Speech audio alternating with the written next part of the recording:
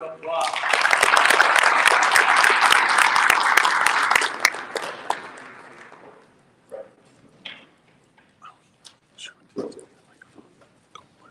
I love Sharice came up with a technology, so you know, but we're trying to make it interactive, and we'll get there. We've had some hiccups. Remember, there's alcohol at the end of the day to make up for any delays, and so you'll be happy before it's over. Yeah, right now. I'm using this mic. Oh, you are? Am I using? Did you give them a lot of? Yeah. That's right. Okay, we're doing all way too much stuff. You guys can leave in a minute. God almighty. And can you hear me? Yeah. Clarification, I was at 1 o'clock. I know it. Don't go 1 there. o'clock. Okay, so here's the fun part, and those microphones will be ready. We're going to go with a little, tell me your story, like where did you go to high school, assuming you went to high school. So tell that story and kind of walk us through, because this is all career growth. People are looking for strategy, and they won't know if we're not offended. So let's go back to growing up, high school, where you went to college, move on, and have some fun. Yeah, let's have some fun. You don't have to follow your notes. You should be able to remember that. You know, my son always told me when I was growing up, he was like, Google yourself, Mom. So make sure that the story is always accurate. But I wanted to first open up and say thank you very much for inviting me here.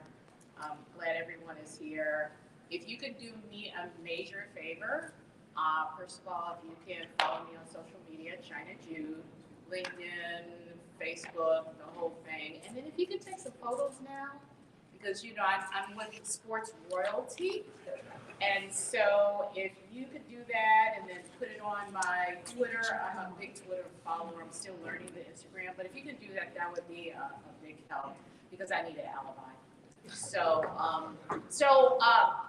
I'm from the suburb of Chicago, Waukegan, Illinois specifically. All right. No, she needs a handout. Yeah. Where's your handout? Oh, That's you just need for the a handout? recording, yeah, it's for stream. Oh, you need handheld one? Yeah, handheld one. So it's that. We're fine, don't yell out. Look, COVID is a great excuse. Oh, COVID. We never had these problems until COVID. There you go. Okay. There we go. Okay. So, suburb of Chicago, I am, oh my goodness.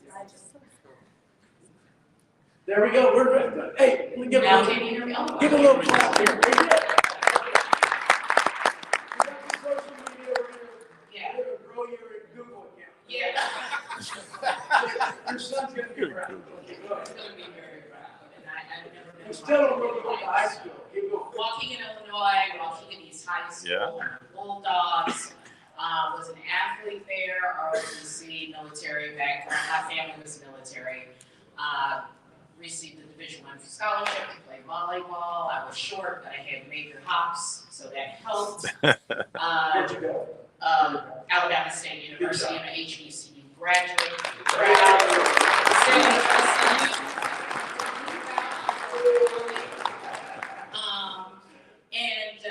Got my master's in sports management from the United States Sports Academy. I was the old lady in the academy. I was 27. So that was a great experience there with, because I went back to Mobile, Alabama to get that degree. And then my doctorate in athletic administration from North Central University. And I've taught at all those universities except Alabama State. Yeah, okay. Then what? Well, there were some steps in between all of that. So I went back to get my master's when I got at 27. I was working in parks and recreation, so I don't know if anyone is in non-for-profits or parks and recreation, and fell in love with sport, worked for a couple of politicians during that particular time, and then I went back to get my master's. And then once I got my master's, it kind of took off. The very first job that I received after my master's is working at IHOP. Yeah, that's a warning sign. So when I finished my master's, I had two job opportunities: University of New Mexico and Kent State University. And I was really fortunate because I already had Parks and Recreation experience. So, you know, I just really kind of marketed myself. So Mexico didn't fly me out for the interview. Kent State did. I took the Kent State. 2 days before I was supposed to start, I called Kent State and said, I don't want to come. Oh, that's not good. Yeah. I actually had $200 in my pocket. At that time, I was in Illinois because Kent is closer, of course, so I went back home to mom to chill. And I drove to Orlando, Florida with no job. I don't know why, I just didn't feel it was right. So I was in Orlando, Florida, working at IHOP, picking up odd jobs at that time. Olympic soccer was around in '96, so I was kind of doing that. I was networking in Orlando, and then all of a sudden this awesome job opportunity came up. It was the Police Athletic League Executive Director. Now, before I went to grad school, I worked in the community a lot of politicians, community activists, so I utilized all of those experiences to leverage the opportunity to work as the executive director of the Police Athletic League, 126 applicants, Republican sheriff, very conservative. As a matter of fact, the man who arrested George Zimmerman, the man who killed Trayvon Martin, so he actually hired me. It was kind of interesting, and for all the black women in the house, you're going to really appreciate this. I had braids in my hair in 1996, and I was told that conservative sheriff will not hire you with braids in your hair, and he hired me. Okay, fast forward now, your career and get to the Broncos so they can ask some questions, because I love your story. Well, thank you. And your hair looks nice. Oh, Yeah, right. So really, for the most part, when I was working for the sheriff's office, I was also coaching on the side, Rollins College, and outside of Winter Park, Florida. Was an assistant volleyball coach there. One season, not even 1 year, one season later, I get picked up at the University of North Carolina at Wilmington as the first ever black head coach in the history of that university. And then that just took me to different types of universities. In my entire career, I have been 12 times the first black or the first black woman in a position, including here at the Broncos. Any of you have questions? We're going to keep the ball rolling today, but I want to get to the Broncos job. Yes. They called you. Help us explain. They said they want years. They want to know if you're interested. Describe the job to everybody, because the sports world we're in, I'm fascinated by the evolution, not only of your story, but the evolution of the NFL, recognizing we have to do more. Yes. Let's talk about that job responsibility. Yeah, so in diversity, equity, inclusion, which is really actually a new position in the league, there are, of course, 32 teams. There are, when I entered the opportunity to work for the Broncos in this past April, there was only 6 individuals who did my job in the entire league. Now, fast forward, we're at 14. Yeah. So the goal or the vision, I hope the vision of the league, which I do believe is, that every league will have a diversity, equity, and inclusion dedicated staff person there. And so now our roles vary, and it varies in position within the organization, and it varies within responsibility. So I really believe that this particular position, and it's going to vary even if you're into college level too, so don't slough off college level sports, because I tell you what, I spent 23 years in it, and working with student athletes was one of the greatest experiences in my life. But keep in mind, they were student athletes in high school and college, and then they turned into pro athletes, and they still need support. Yeah. So, you know, this particular role really does help a person nurture athletes all across the board. But in my specific responsibility, I focus on making sure that we have diversity in our staff across the board. I'm sure that you've heard about the Broncos. We have a new coaching staff, we have a new GM from last year, significant diversity in our coaching staff. Now we've doubled the number of black and brown coaches for the Broncos. Denver is only 9% black and 26% Hispanic. So there is a lot of growth on the Hispanic Latino community, but to have that opportunity to strengthen the recruiting initiatives within the Broncos organization is great. Now, Doc, I need to make sure that everybody understands when we think about diversity, equity, inclusion, it's not about taking jobs from someone else. Absolutely. It's not all about hiring more staff. It's not about the good feeling, kumbaya type of programming. I talk within the framework of diversity, equity, inclusion. So everybody enters diversity, equity, inclusion in so many different ways, whether it's through awareness, when we talk about Juneteenth and, Black History Month, or education. Education is how to have difficult conversations about race, how to confront someone if they say a racist remark, things like that. So those are the how-tos. Then you have processes. Processes are what's happening within the organization.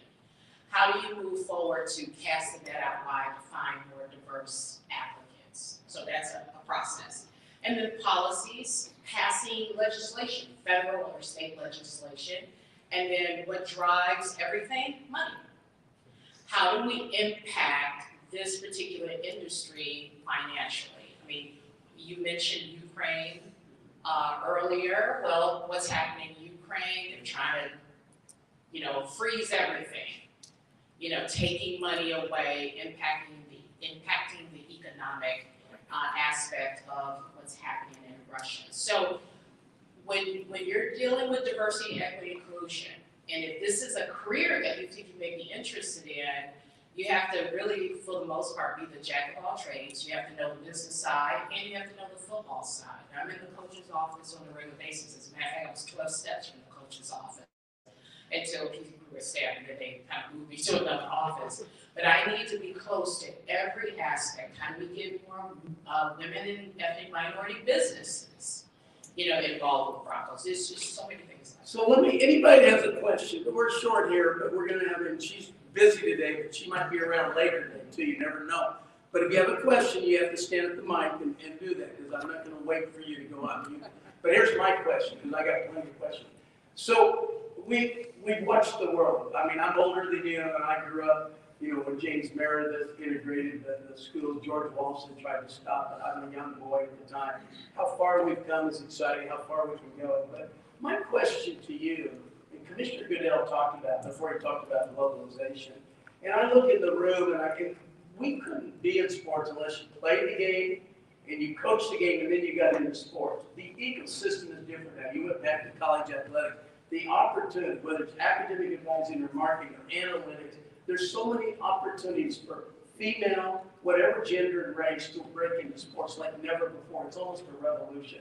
To me, it's exciting. And I think the momentum of recognizing the challenges we have in our country going forward, sports is a catalyst, can be a catalyst for bringing our society moving further along. That's my opinion. The meritocracy in the locker room should have the same meritocracy in the front office, if I may. And I always go back to access, to opportunity, democratize the diversity. And I think we've been way ahead of the curve at Sports Made World. Any questions from anybody? Go ahead, come on up here to the microphone. You can't be shy. You got to hustle. Come here. I do want to respond to that comment, because I know when I wanted to get into football, and this was a while ago, and I worked for the Senior Bowl as a marketing assistant there. So, I ran into football coaches a specific football coach who at that time when I was a strength coach, actually was a strength coach too, a certified strength coach, worked for the University of Tulsa, and there was a coach, not at Tulsa, who said, I would not hire a woman to be my strength coach. Why? Because you didn't play the game. Yeah, didn't play the game. I'm like, what kind of shit is that?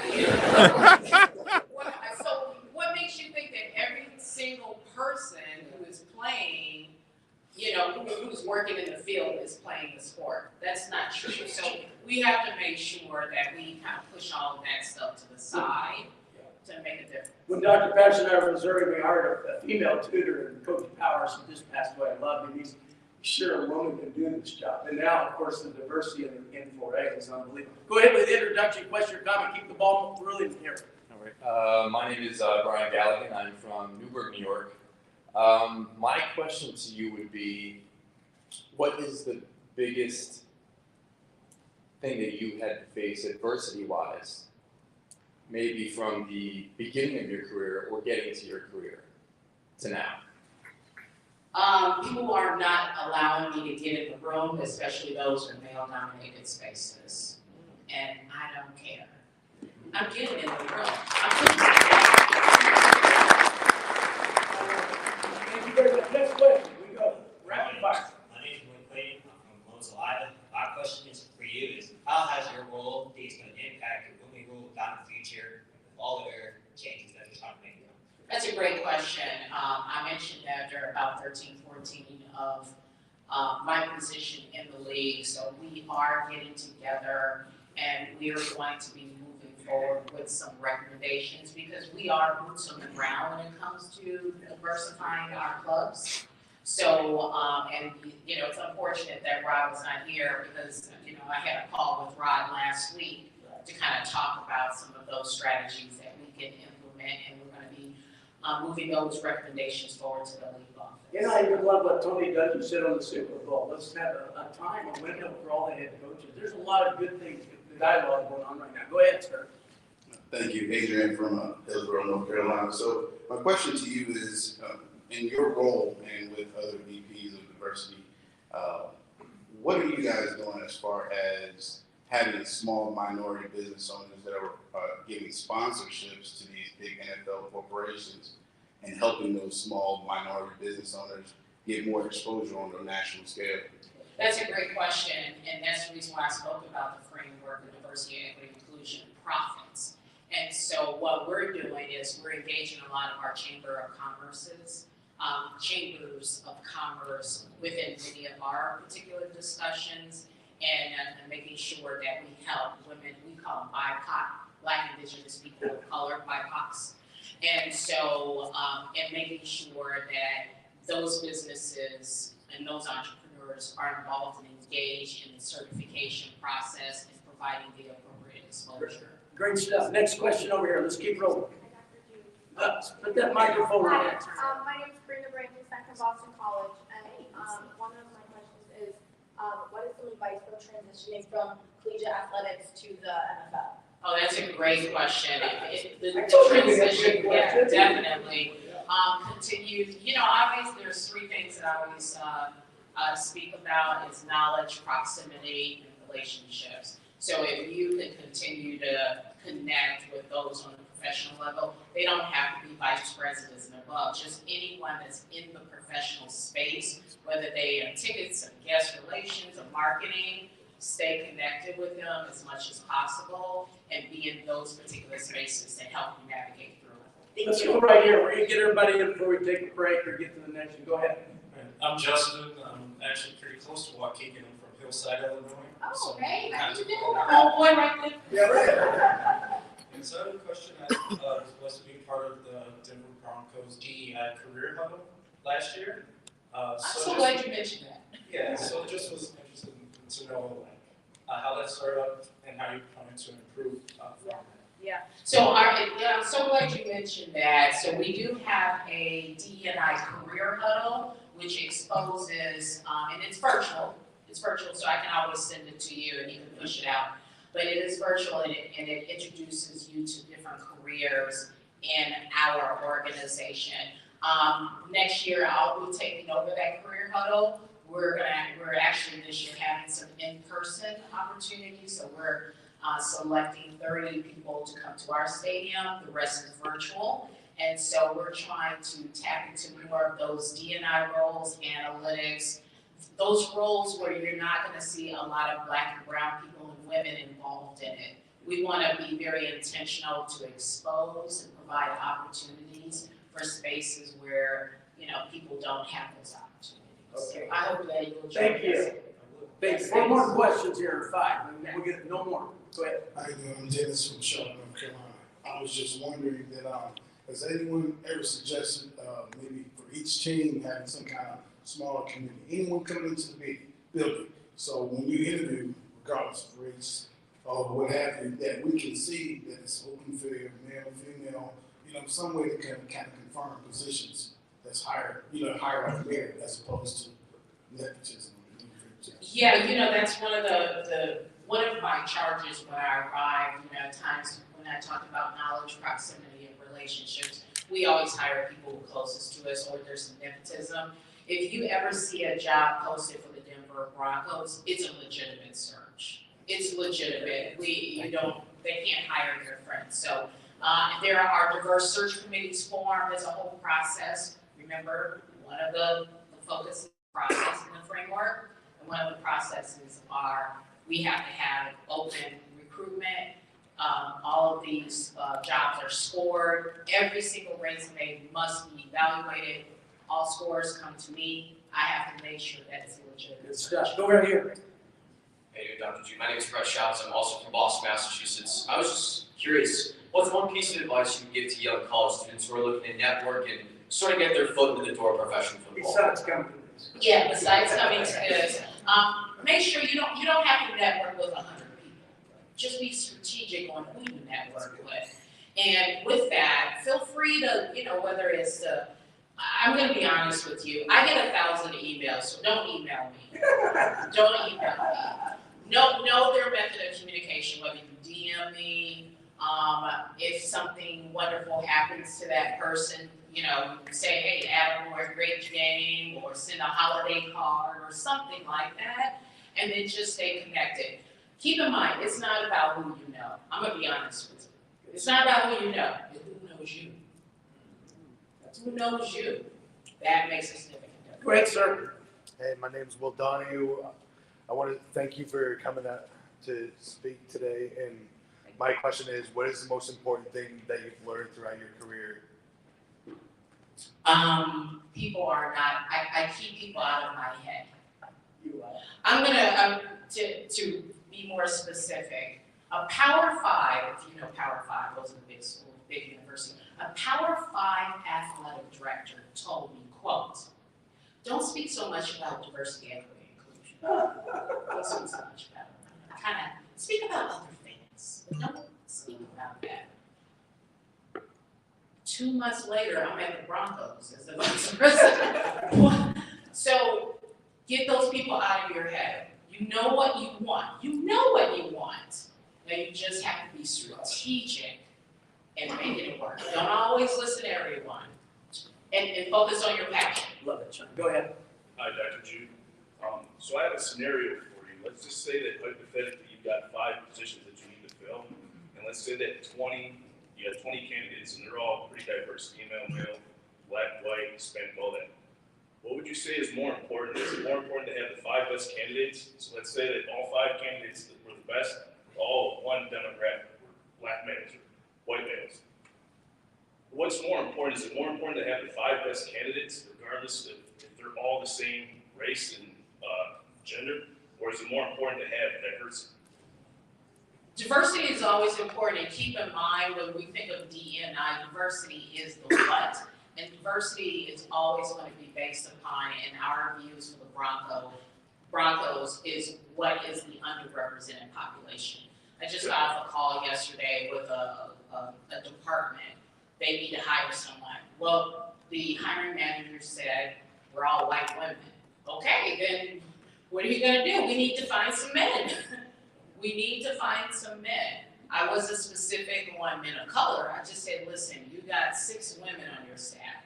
We need to diversify. So, I don't ever want people to think when we talk about diversity, we're taking something away. We're not taking something away. We're adding something. We're getting different perspectives. We're getting different experiences.